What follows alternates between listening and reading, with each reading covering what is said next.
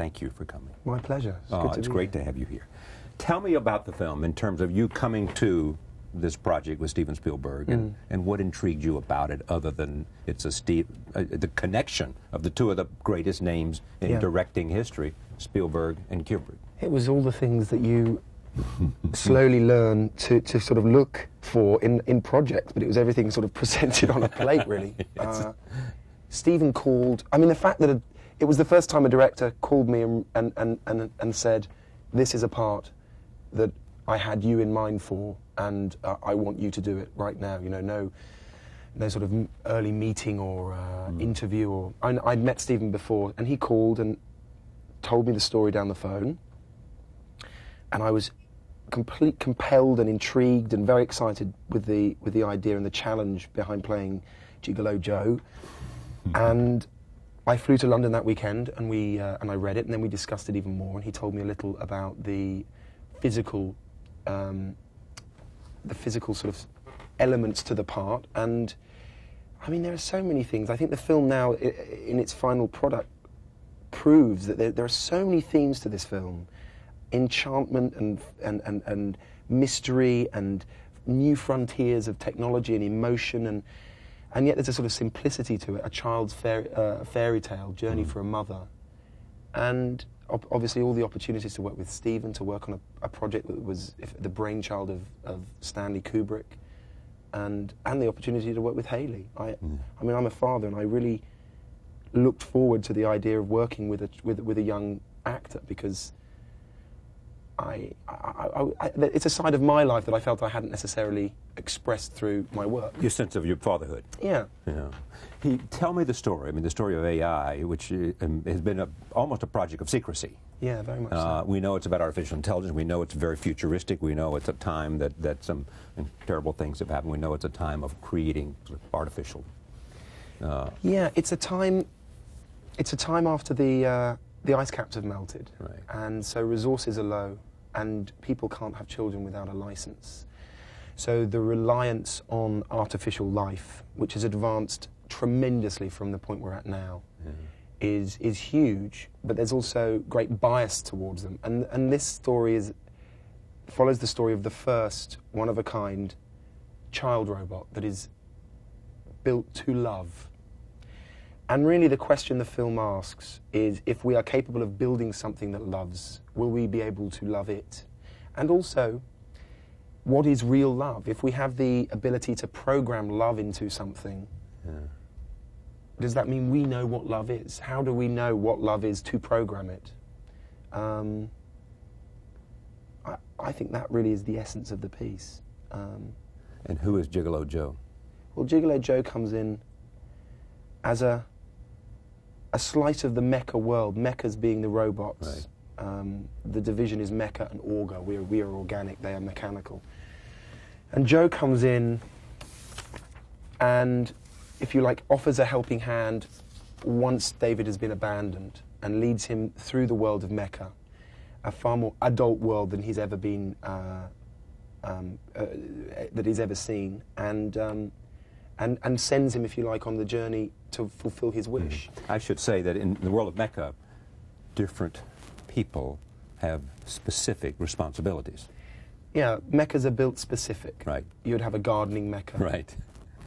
A nanny mecha, a chauffeur mecha, and an actor mecha, a comedian mecha, and I play a lover mecha. Lover mecha. A gigolo mecha, yeah. A gigolo, obviously. This is the number one. Take a look at this clip. This is the introduction of Gigolo Joe, played by and you never know what is the genius of the actor, or of the talent, or the craft of the actor, and whether it comes out of the script and directing. When you said 102, yeah, you said that's me.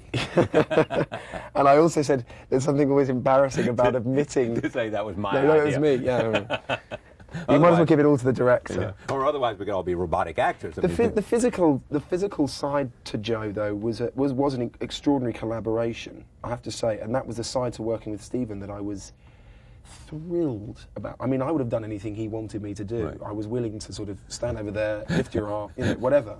But he's an incredible collaborator. He is a visionary. You're very much on his ship. He's captain. Which is great, because sometimes directors aren't. It's his, it's his journey. but he collaborates. He wants you, he wants ideas, he wants the best of you.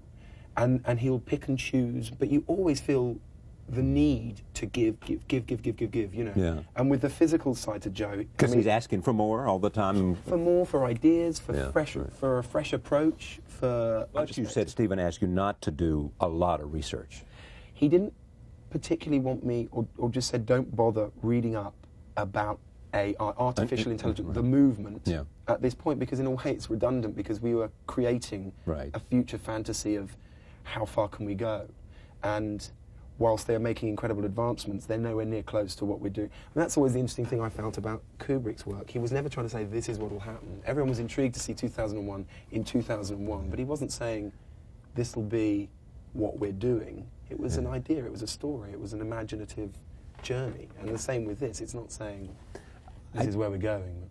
Before we start, I told you the story of an amazing man named Danny Hillis, who is developed one of the fastest computers in the world. And he's working on ideas like artificial intelligence. Yeah.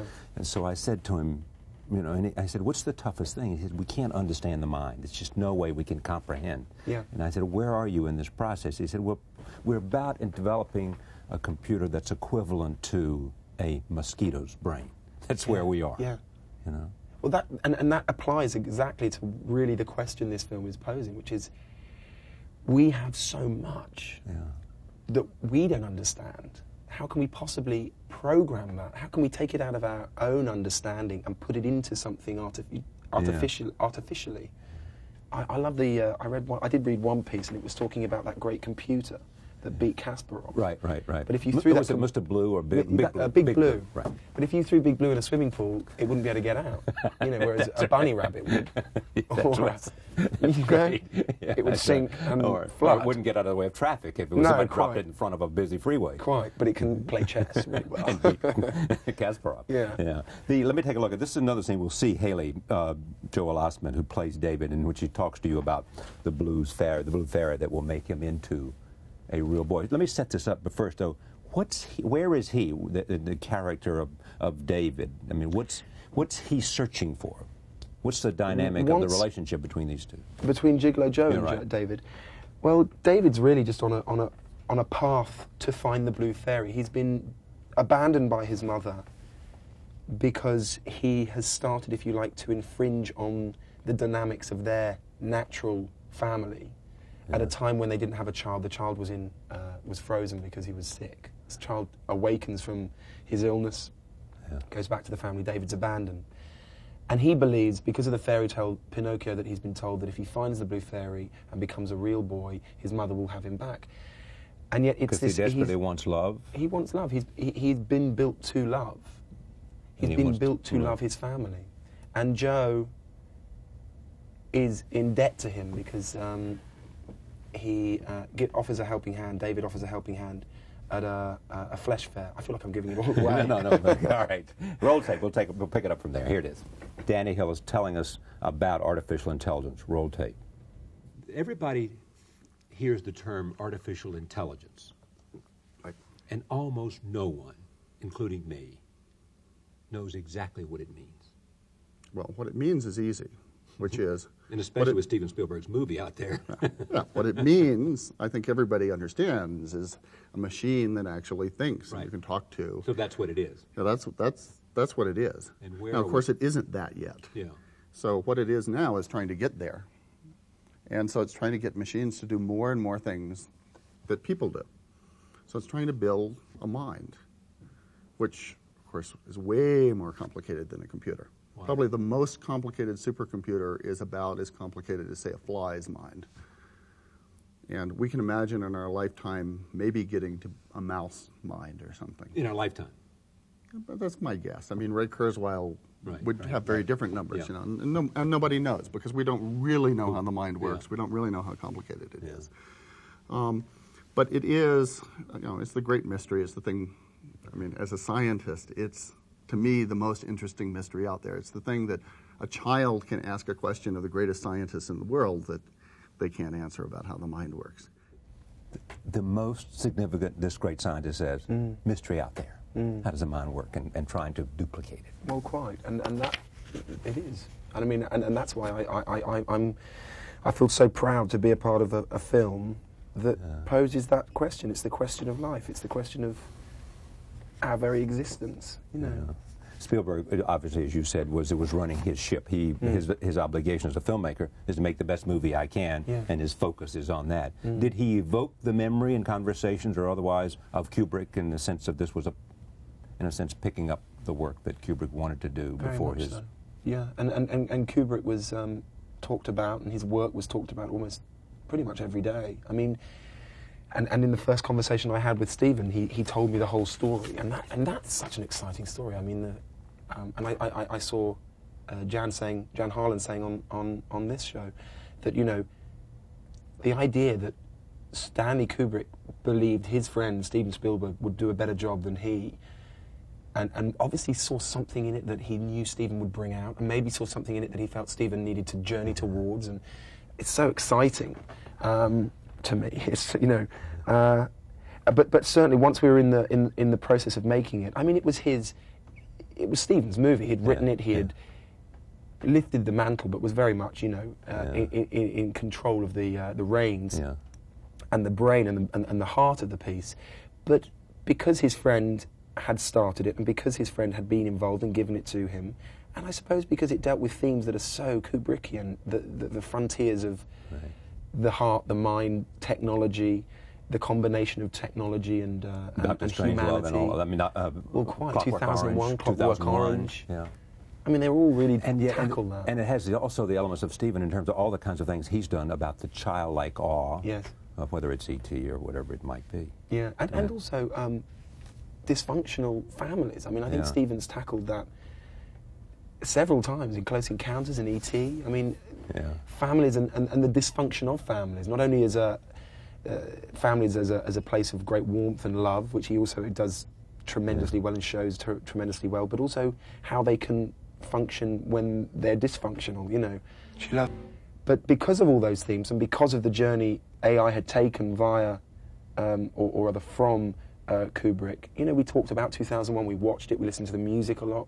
Together you would do this? Oh yeah, when we rehearsed and also on set, and we talked a lot about Clockwork Orange, we talked a lot, I mean, apart from the fact that it's great conversation because they're such good films, it was obviously something he wanted to evoke, and there are little hints to him on the sets and in the design, and I think even in the music at times. John Williams has done a beautiful score. John Williams did the score. It's a beautiful score. He's sort of stripped down the themes of the past, and it's very simple and incredibly evocative.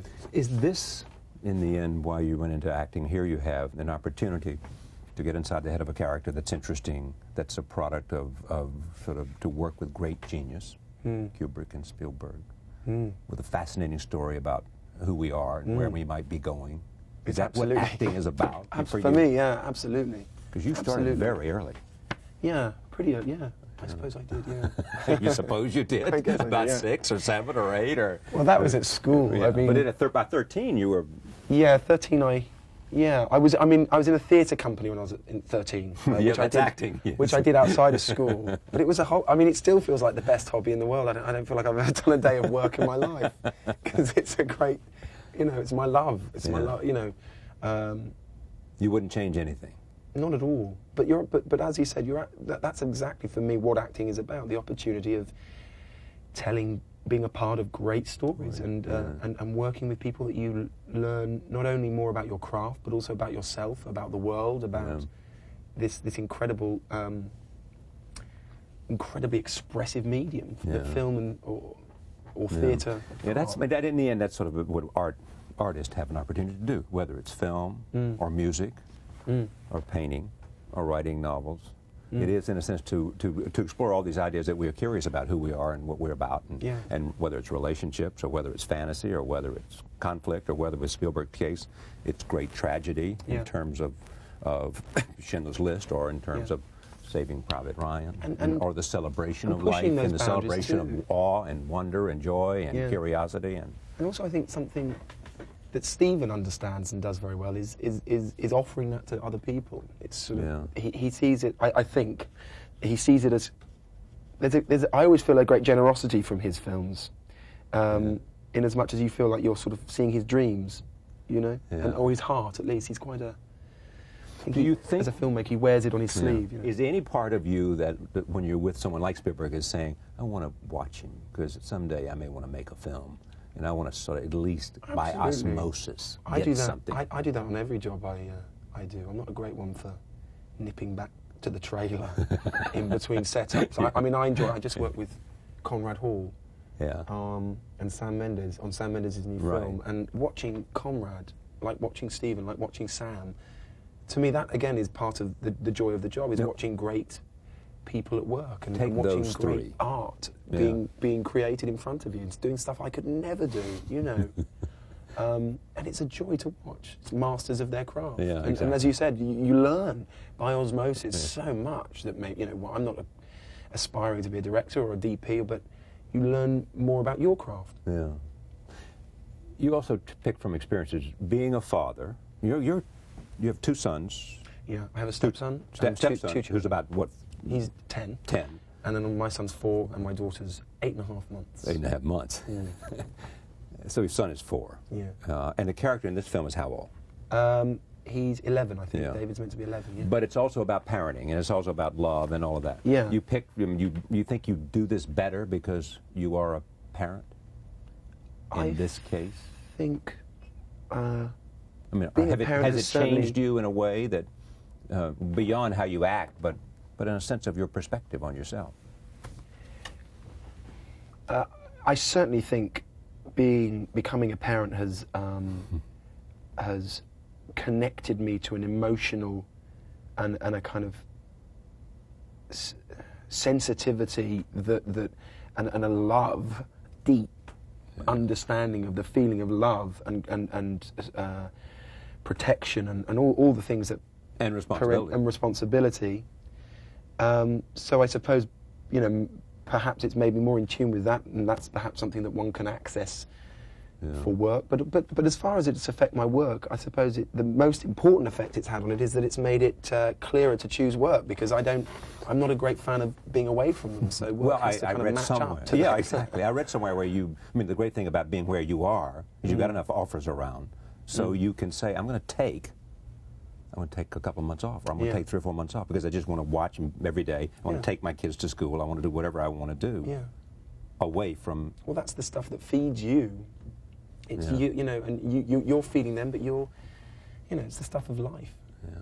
What if this film is a huge hit, which would please you and Steven and the studio and everyone else, and cast you into some level of stardom that makes the paparazzi and everybody else even more avaricious to know and film and tape? Are you ready for that? Do you care about that? Do you fear that? This whole notion of fame in our culture today? I do. I fear it more for our culture than I do for myself. Yes. I think it's absurd what's happening. I think obsession with celebrity, and I mean, you know, who really cares? I mean, it's so odd. It's such an odd obsession, and it does scare me because my children didn't choose it. Yeah. And you feel sometimes like you've got a bounty on your head. I was talking about it the other night to someone. You know, you're the hippopotamus, and they're the kind of little grubs that are eating out of your ear. And unfortunately, you get to the point where your tongue can't quite reach around and knock them off. You know. Yes. No. But you know, it's a job. As I said, it doesn't really feel like a job at times because it's something that you love. It's something that can lead to an incredibly comfortable life. It's a job that can lead to time where you can take personal and private time away. Right. And with that, I suppose it can pay a lot of money, and I suppose you have to therefore create a world in which you feel secure and you protect your children. And I guess I have to do it to a degree already, certainly in London, because the paparazzi in London there are no reforms or laws that stop them doing what they do. Yeah. And so they can sit outside your house if they want. And every you day. and your wife are a celebrated couple over there. Yeah. Pretty much. But I'm a great optimist, and I believe, you know, that with every job there's always a downside and a price to pay, and you have to face that price and look at the positive sides, you know. In terms of an artist, do you, and thinking about growth and all of those kinds of things, is it simply a natural thing that comes out of what you do, rather than something you have to practice and think about? For example, an athlete, a world-class athlete, has to work and practice. If you're a basketball player or a golfer, you're out there on the driving range, you know? Perfecting. And if you're a tennis player, you're out early with a hitting partner. All of that. What's that for an actor? Well, that's the weird. That's the oddity of being an actor, which is, you know, you can never go home and act. Yeah, exactly. You know, a musician Can play his a instrument. writer, painter. Right. You can't go home and act. And I don't know about other actors, but friends of mine who are actors, we certainly don't get together and have play readings. Exactly. And, you know, let's just do a scene now. Yeah.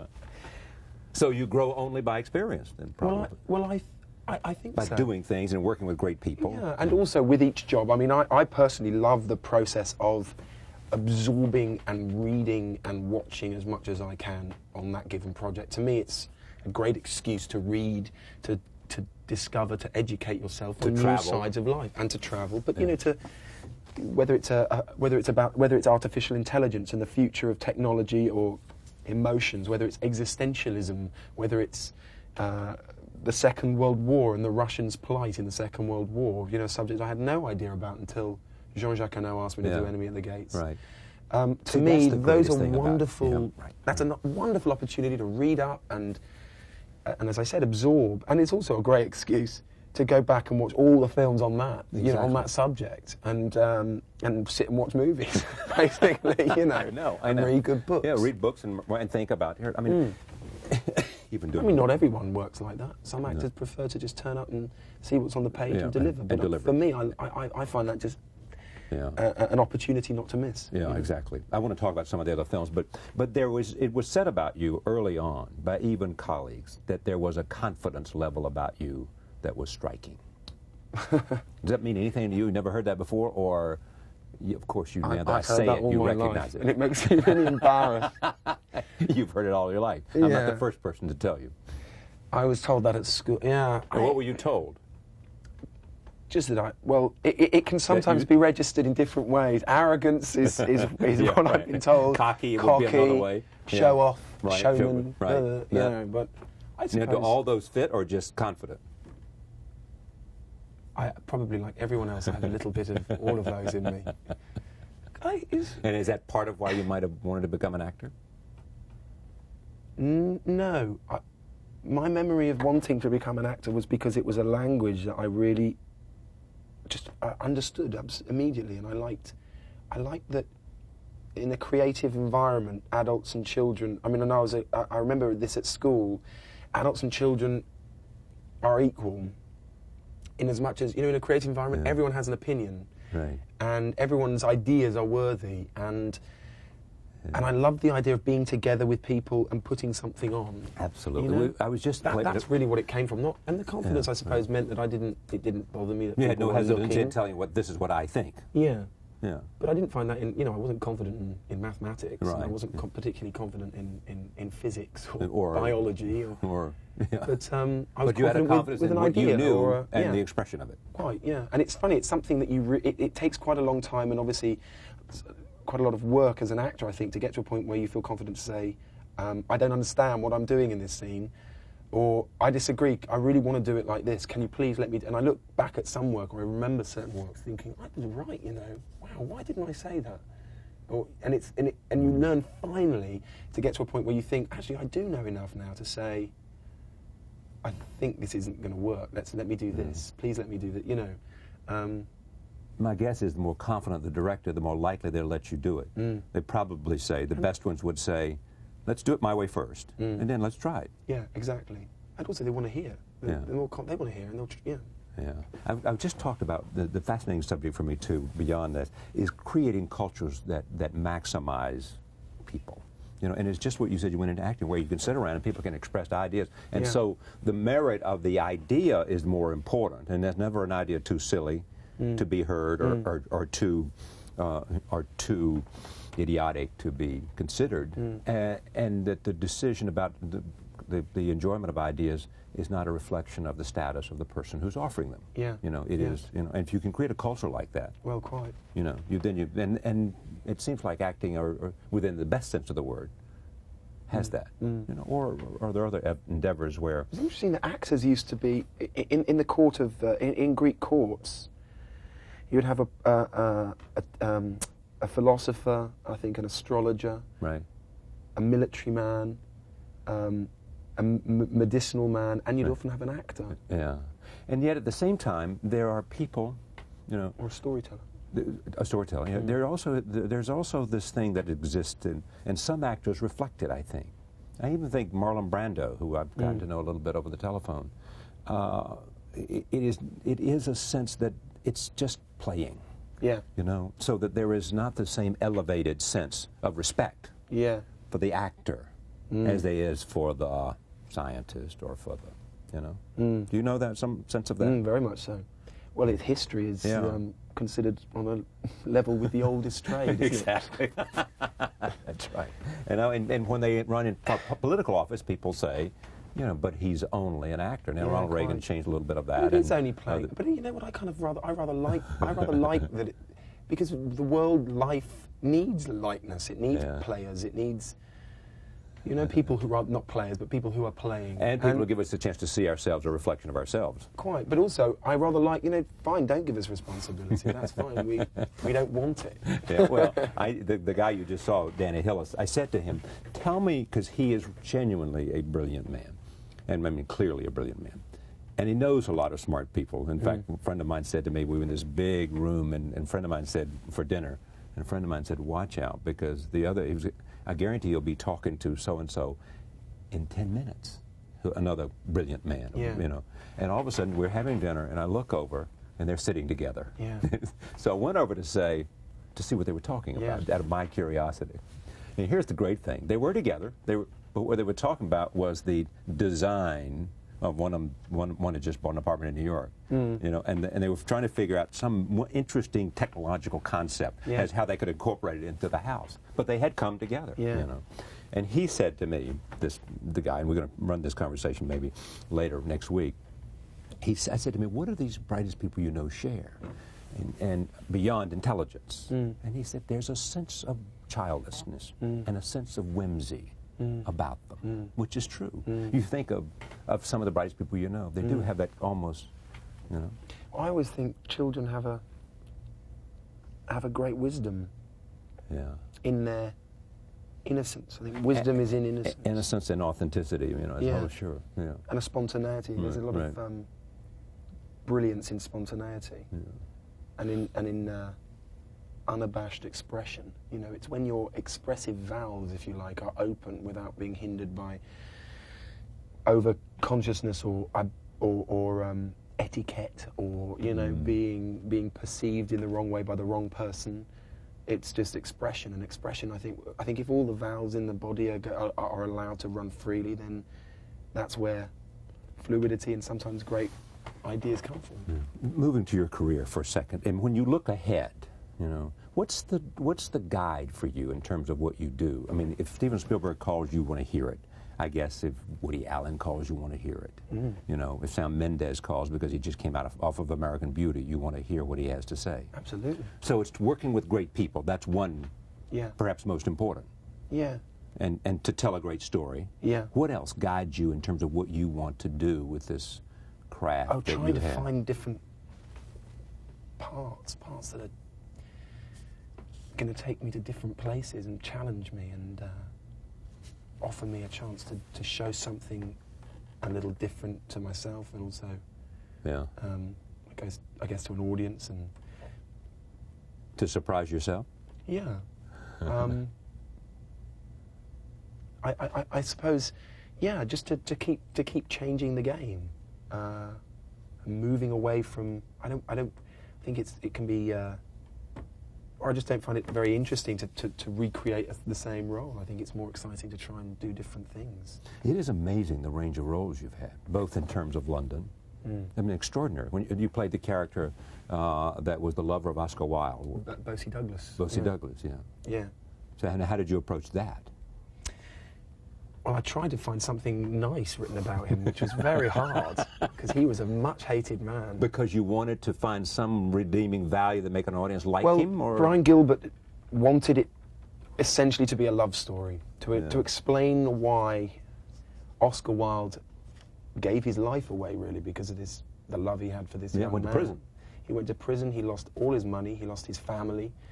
He then ultimately really drank himself to death because of him.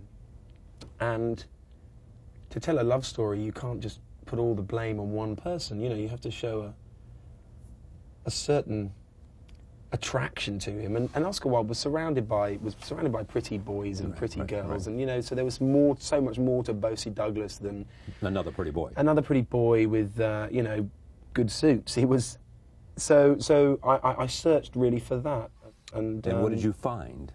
Well, like, as I said, I didn't really. That was a problem. That was a great problem. It made it much Brian harder. did a great thing, though. He showed the family that Bosie had come from, and you suddenly understood the damaged goods that he was, and that Oscar saw that. But also that Oscar was taken into a world that intrigued him by Bosie. Yeah. He'd lived in a world of tea parties and cucumber sandwiches, and you know, and wrote wonderful.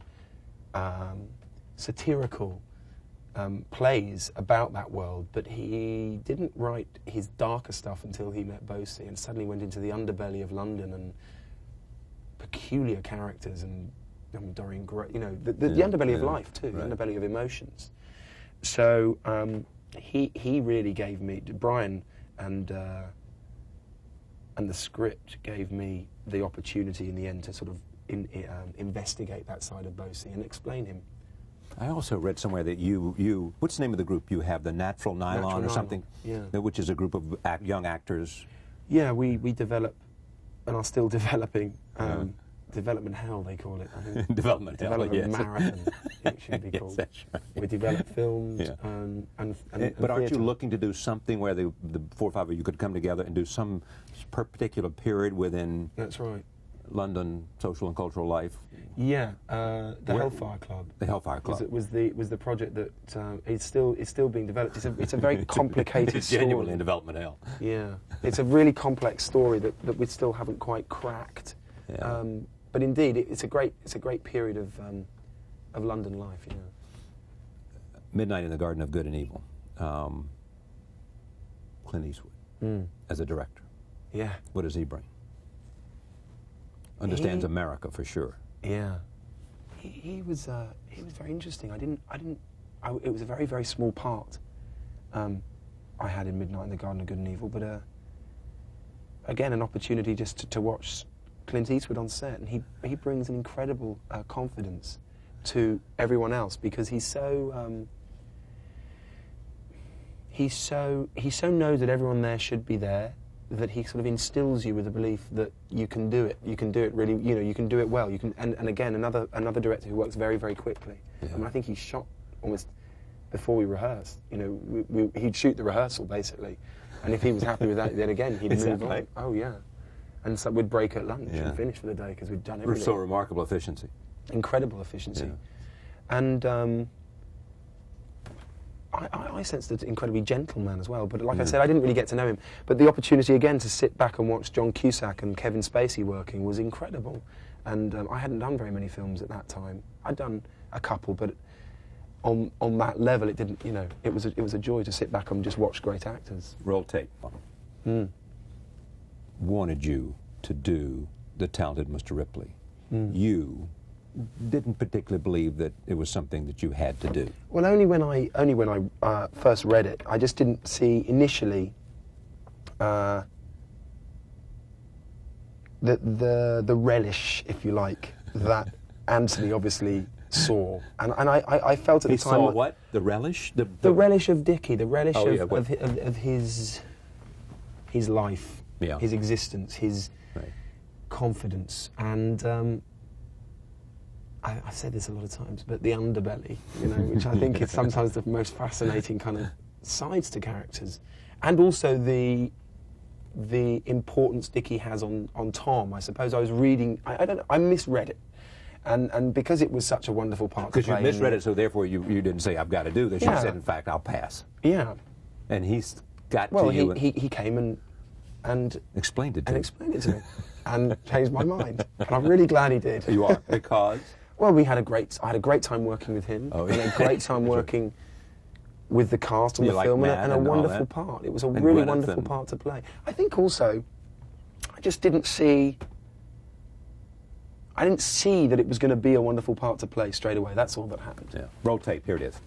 You should consider yourself obligated to us in any way. I can't blame him. You could hardly expect this to go on forever, Tom. Well, you can write again. Especially now we're brothers. I can't. How can I, in all decency? You said it yourself. It's my dad's money you're spending. You've had a great run, though, haven't we? Well, we'll still go to Venice. I mean, we could stick to that plan. I don't think so, Tom. You can't pay your own way, can you? It's time we all moved on. I'm sick of manji, especially now with everything. I really want to move to the north. I need to check out San Remo next week. Find somewhere new to keep the boat. It would be great, though, if you came with me to San Remo. There's a great jazz festival. We could say goodbye in style. What do you think? Our last trip! You love making that movie. Oh, I loved it, yeah. I think it felt like it was, well, talk about a hobby. I mean, sitting on a beach, you know. Well, not only that, I mean, you filmed it outside of Capri. Yeah, Capri, Ischia, Yeah. Progida, and then all over And you had to learn to sail. I had to learn to sail. And you had to learn to do what else? Play the saxophone. Play the saxophone, yeah. Sang a little bit. Yeah. It was, See, that's another great thing about being an actor. You know, you get paid to go out and take lessons to bring some, I don't want to sound something highfalutin like truth, but bring some familiarity. Yeah. With Believability. Believability. Yeah. You know? Yeah, That's quite. not a bad way to live either. No. You know? As long as it's not awful things. Yeah, exactly. In which case, you know, you want to forget about them as quickly as possible. But have you sailed since you did this movie? Yeah. Oh, yeah. So Oh, yeah. this was something you... Oh yeah, it was wonderful. It's a really, I mean, I'm not, you know, I can help out, but it's a beautiful thing to do. Yeah. What did this do to you in terms of your audience? Anything, any sense? I mean, did the talented Mr. Ripley change your own, the level of sheer attraction to you as a man? I mean, I don't. Because every time after that, everybody talked about you, Jude. I mean, in terms of after that movie was on, you know this. I'm not telling you anything you don't know. I don't I may really. be telling you something you don't want to talk about. I don't really. For me, you know, it's about what comes out of it on a work level, and because of the brilliance of Anthony Minghella. In every way. He knows painting, he knows music, he knows lots of stuff. But you know, Renaissance. He made me a part of what I thought was a wonderful film, and a lot of people went to see that wonderful film, and so I suppose more people saw that film than any film I'd done prior. Yeah. And because of that, because it was a wonderful part, I got the opportunity to work with these great people, and so from that level, that was what I know definitely came from it. Everything else, I kind of choose to blinker myself to be honest. Me, among my female colleagues. All right, let me just talk finally about the future. You're doing Sam Mendes' Road to Perdition, is that? Road to Perdition. I actually finished, about it's in 2 weeks edit ago. now? Oh, of course. Yeah, they wrapped a week ago. I wrapped 2 weeks ago. That's why Mendes I had to directs. lose all my hair. Yeah. So what's the part you play? Oh, well, this isn't for the part, it's to get rid of the part. This is for the summer. This is for my holiday. Who's in the film? Tom Hanks. Tom Hanks? Is the lead of the film with a wonderful young actor called Tyler Hoechlin. Yeah. Paul Newman. Paul Newman? Boy, he's put together some... It's a wonderful cast. Jennifer Jason Leigh. And it's about Stanley the mob, Tucci. isn't it? It's set in a world of Irish gangsters, a gangland family outside of Chicago in 1930, but it's really a film about a father and a son on a journey of purity. Purity. Really, to get away, to purify themselves, but more specifically about fathers and sons. And Sam, again, the thrill, the joy of working with good people, great people, is that they take what could be a genre film and they make it an epic film. So you're not just doing a gangster movie, you're doing suddenly a film about family, about purity, about love, about escape, about... So the gangster thing is just about what they do. Murder, you know, about the bigger issues. And yes, it's set in that world, but... Yeah, that's what they say that actually The Godfather achieved too. While it was, in fact, about the mafia, but it was also about sort of... Families, wasn't family. it? Yeah. Family. Yeah. And also sort of, you know, the corporate structure in America, so Yeah, to speak. yeah, You know, certainly by it was number about two, an it organization, a became lifestyle, and a... Political, really. Yeah. By number two, it was like a view of the infrastructure of America. Yeah, exactly. Absolutely, yeah. What Shakespearean character do you want to play? I mean, how long before you'll say, I got to go do Hamlet? I'd only do Hamlet if the right director asked me to, because you'd need to be in really good hands. And I've always felt with Shakespeare that you've got to you can't just jump into it. You've got to...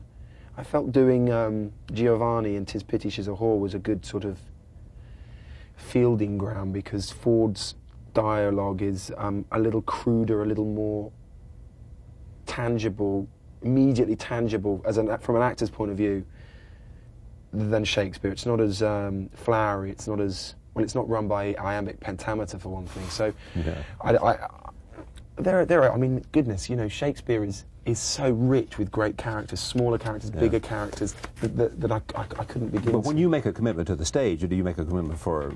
I mean, it has to be for a limited amount of time. I mean, you can't go... You're going to be 6 months there, or what? Yeah, 5, 6 months. 5 or 6 months. Yeah. You can handle that. Oh, yeah. It's a joy, especially when it's a good play. You only begin to scratch the surface of some of them by that period of time, because they've got so much in them. But you do not know, as we sit here, the next movie you're going to make. No. I quite like that. You quite like it, don't Yeah. you? You're not scared for a moment that somebody won't come along and... It's, oh God, that makes me so cocky was that word. That was the word, wasn't it? I know it's not that. It's more that there's some, you know, there are things in the pipeline, but I don't know necessarily when they're going to happen. And the priority in my life at the moment is that my son starts what we call big school. Big school, which is like kindergarten, I think. Right? Yeah, in September, and I want to be there for the beginning of his schooling career. Yeah. Your wife is an actress? My wife's an actress. What's her name? Sadie Frost. Sadie Frost, yeah. This is like, you met her on the set. Yeah, well, at work. Yeah, People always say, you know, it's so corny you met on set. It's like, well, everyone meets at work, don't they? Or at a party. Exactly, where do you meet people? Yeah. Exactly. Yeah, we met on a set. I assume most marriages take place from people who met probably either in school or on the set, at work. Yeah. That's where you meet most people. Quite, yeah. Yeah. It's been great to have you here. Oh, thank you. My pleasure. Thank you for having me. The film is called Artificial Intelligence, directed by Steven Spielberg. Jude Law is in it. Who else? Hayley Joel Osment. Hayley plays, Plays David. Francis O'Connor. William Hurt. Brendan Gleeson. Wow. Sam Robards. It's a wonderful cast. Again, thank you. Pleasure. Thank you for joining us for the hour. We'll see you next time.